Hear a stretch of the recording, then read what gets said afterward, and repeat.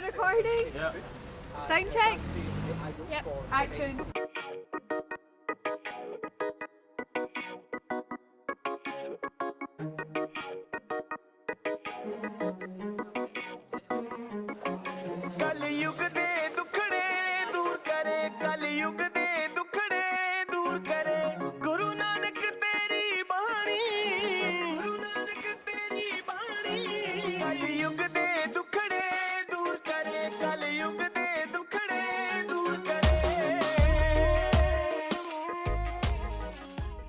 I expected to learn from the project about Maharaja Duleep Singh's life and history and his journey from India to Scotland.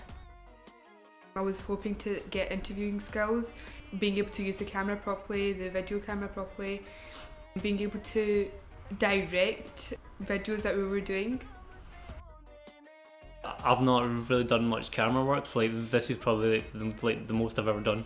It was good because I got to see other people's views through the camera, because you can try and share their experiences through the camera.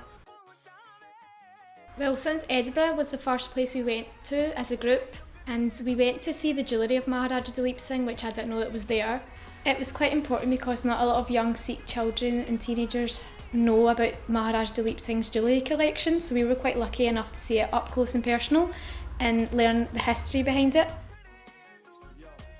Getting to know more information about Maharaja Duleep Singh and his past as well, because of his mum's jewellery was still in the collection. Even though she was taken away from him, he still remembered her and she was still a part of his life. It can be quite difficult to interact on issues like identity, race and culture and what our place is within Scotland. So for me primarily it was an idea that I started off with, let's bring people together and let's have a real conversation and try and trace our history. Jewellery is an accessory, so it would show my personality or where I came from. So maybe in a way that does relate with Duleep Singh. I feel as a young Sikh leader it's really important to see see everyone's different perspectives on Maharaja Duleep Singh. Hi, welcome to MTV Cribs. We're at Nancy's, Perth. What we're going to do is we're going to zoom you around the castle, basically to give you an insight to Castle Mingus, but more importantly about the Maharaja Duleep Singh. It looked nice, but again it was isolated, eerie, and as you walked in, imagine the Maharaja in those rooms, the rooms were pretty small and confined, and with a lot of people there you could be claustrophobic at the same time. I think if young people are confident within themselves, are confident about their history and are connected with their roots, they almost feel a purpose of being. The most interesting fact I found it was really surprising that he got kept away from his mum for 13 years. I learned about the culture of the Scots. It was the first time. If you're on the seashore, it was saltfish, and if it was here, it would be salmon, perch, trout, something of that ilk.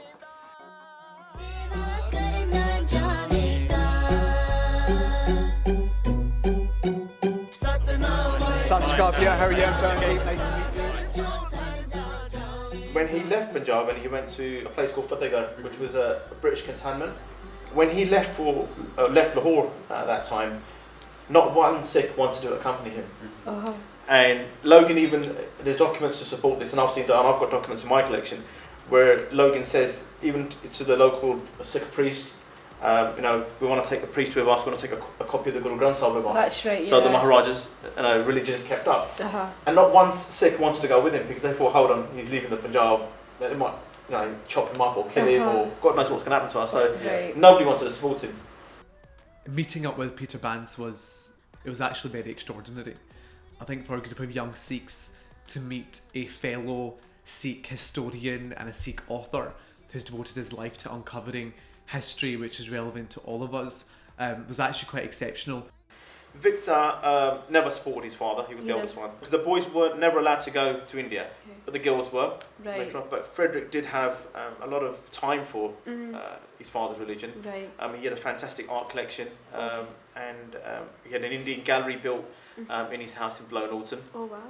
A lot of that forms part of the Princess Bamba collection in Lahore now. Okay. So certainly as a group, we definitely felt as if there was so much more to learn, so much more to uncover, and so much more out there that we can add to our understanding and our identity as individuals. Okay, so being Scottish means a lot to me. I've got family down in England, and I've got an uncle called me wee Jimmy. I've maintained my Sikh identity by learning Punjabi, so that helps me communicate with my parents here and my family back home. So being Scottish is a good conversation starter. I feel proud, really proud of being a Scottish Sikh. There's a reason why I always put Scottish before Sikh.